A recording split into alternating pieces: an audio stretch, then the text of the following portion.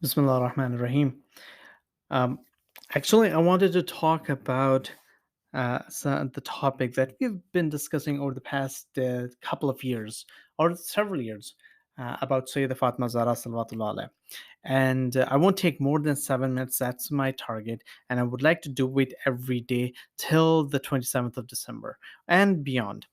And the three things I want to highlight. One is about Sayyida Fatma Zahra and what people think about the atrocity that happened to her. The second one is about the arrival of the Imam and the signs that we get before the Imam and what we do with the signs at that time.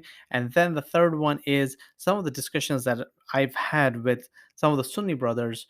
And I would say, which were very, again, reaffirming of like how people think about this topic. So, first of all, about Sayyida Fatma Zahra salawatullah alaiha.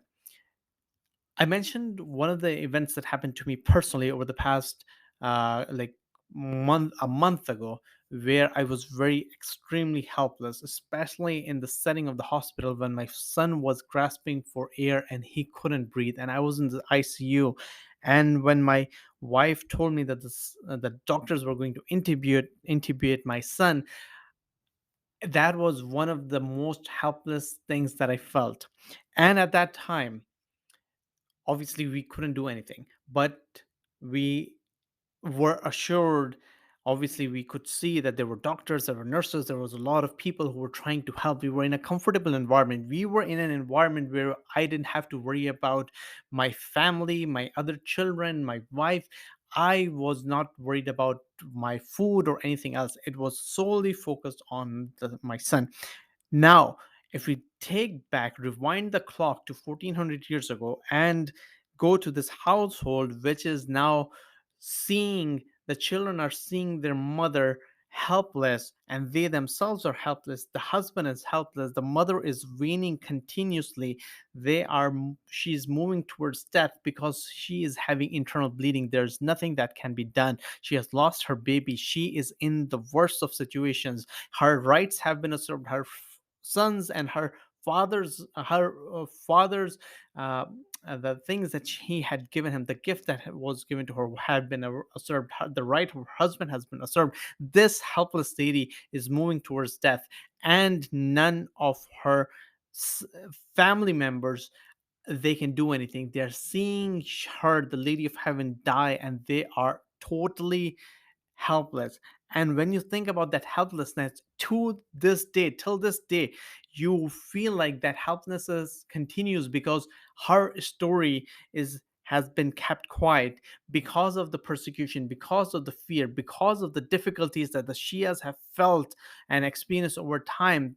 The need of taqiyya, that is the helplessness that continues till today. What has never been shared with the public. So that's one. The second one aspect of Sayyida Fatma Zahra alayhi salam is there are three groups of people. One group, because of the 1400 years of persecution and keeping quiet, one group, they don't care about what happened. They're like, oh, let's focus on our amal, our actions, and let's not focus on what happened after the death of the Prophet. The second group says, oh, nothing happened. They vehemently deny anything that had happened. And third group is a minority that says yes, there were atrocities that happened to say the Fatma Zara by the topmost companions or so-called companions of the Prophet, and they have to be highlighted. Now, ultimately, it's up to everyone's discretion how they want to deal with, but they have to know three things about this lady: that this lady is no ordinary lady. She is the daughter of the Prophet, rahmatul alamin. She herself is the sayyidatun nisa'il alamin. Her husband is the flag bearer on the day of judgment, and her sons are the leaders of the youth of the heavens. She is no ordinary lady. So when you ignore this event, when you deny the event, you are denying the right of the lady of the heaven, and you will be accountable for your actions and your position, because the basis of the amal, the basis of the actions are based on the niyyah, on the foundation. And if your foundation is not there, then you will be accountable.